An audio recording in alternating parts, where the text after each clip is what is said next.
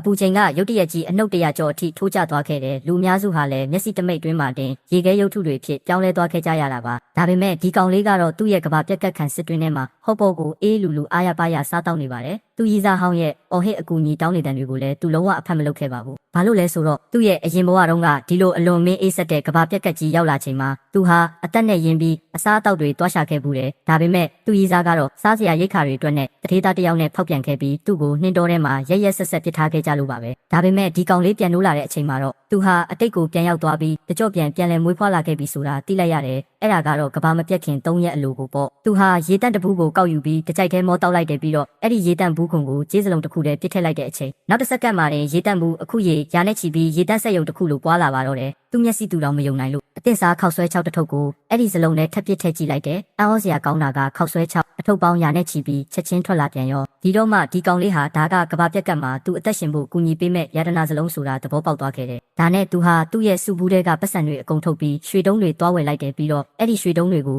ရွှေပွားဖို့ကျေးစလုံးနဲ့ထည့်လိုက်တာပေါ့မကြခင်မှာပဲရွှေတုံးတွေတောင်းလို့ပုံလာပြီးတထေးကြီးဖြစ်ပြီးလို့တွေးနေတော့စိတ်ပြက်စရာတစ်ခုကရွှေတုံးတွေအကုန်လုံးမှာစီရီယယ်နံပါတ်တွေတူနေတာကိုသတိထားမိသွားတယ်သူများတွေရိပ်မိပြီးတန်တရားမဝင်အောင်သူဟာအဲ့ဒီရွှေတုံးတွေအကုန်လုံးကိုရွှေတုံးကြီးတစ်တုံးနဲ့ဖြစ်အောင်အရေးကြိုပစ်လိုက်တယ်ဒီလောက်ကြီးမားတဲ့ရွှေတုံးကြီးကိုတခါမှမမြင်ဘူးတဲ့ဆိုင်ရှင်ကလည်းအဲ့ဒီရွှေတုံးကြီးကိုဒေါ်လာတန်း90နဲ့အပြက်ဝယ်လိုက်ပါတော့တယ်ရိတ်ခါတွေအလုံးလောက်စုဆောင်းမှုအတွက်သူဟာစူပါမားကတ်ကိုချက်ချင်းသွားပြီးအကောင်းစားအဆင့်မြင့်ပါဝင်ပစ္စည်းတွေကိုအကုန်သိမ်းကျုံဝယ်တော့တာပါပဲဒါတော့မလောက်သေးဘူးလို့ထင်တာနဲ့ကျေငါးပွင့်ဟိုတယ်ရဲ့မီနူးတွေကဟင်းပွဲတွေအကုန်လုံးကိုပါသူမှယူလိုက်ပါသေးတယ်ပြီးတော့အေးတန်ခံနိုင်မဲ့စောင်းတွင်းအနှွေးတွေကိုလည်းအများကြီးဝယ်ခဲ့တယ်သူကုံတိုက်ကနေထွက်လာတာနဲ့တပြိုင်နက်နှင်းတွေကလည်းတုံးစကြလာပါတော့တယ်အိမ်နီးနားချင်းတွေကတော့အင်ဂျီတွေအများကြီးဝယ်လာတဲ့သူ့ကိုကြည့်ပြီးဝိုင်းလောင်ကြတာပေါ့အဲ့ဒီအချိန်မှာသူ့ရီးစားကလည်းသူ့အင်ဂျီကိုချုပ်ပြီးပေးဖို့လာပြောပါတယ်ဒါပေမဲ့အရင်ဘဝကသူမလုပ်ခဲ့တဲ့ရက်စက်မှုတွေကြောင့်သူဟာယွန်ရှာလုံးလို့လုံးဝအဖတ်မလုပ်ပဲမြန်ပဲထွက်လာခဲ့လိုက်တယ်သူ့အိမ်ကိုရောက်တာနဲ့တေချာပြင်ဆင်ထားတဲ့ကဘာပြက်ကတ်ခံစစ်တွင်းကြီးအဖြစ်ပြောင်းလဲပစ်လိုက်တယ်သတင်းပေါက်တွေကိုအစင်းမြင့်ကြီးကမှန်တွေတက်ဆင်ပြီးနေရန်တွေကိုတော့စစ်ဖက်သုံးအလွိုင်းတွေနဲ့တအိမ်လုံးကာရန်လိုက်တယ်ပြီးတော့ထောင်တိုင်းမှာစောင့်ကြည့်ကင်မရာတွေလည်းတက်ဆင်လိုက်တာပေါ့ကဘာပြက်ကတ်ကြီးတကယ်မရောက်လာခင်လေးမှာတယ်သူဟာရေနဲ့စားစရာတွေကို